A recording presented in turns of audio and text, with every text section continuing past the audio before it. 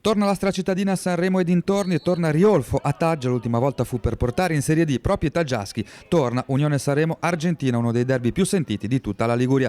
La discesa di Caboni apre le ostilità sul cross al centro del numero 11, Palumbo impatta su Lovin e il punteggio rimane invariato. Azione quasi analoga col cross al volo di Toss e Sirigu a pulire l'area prima dell'intervento di Colantonio. Follia di Odgue al 20° che spiana la strada a Fiacco, di nome di fatto il tiro del numero 9, la ribattuta di Leggio viene salvata sulla linea ancora da Sirigu.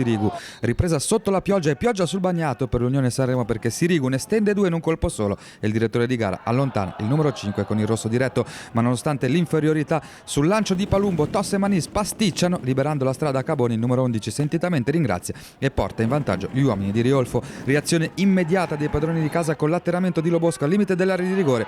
Lo stesso numero 10 impegna Massolo al grande intervento, il pareggio però nell'area e arriva sugli sviluppi di un calcio d'angolo. Massolo esce a vuoto sul secondo palo, sbuca il Cagliari che con il petto rimette le cose in parità.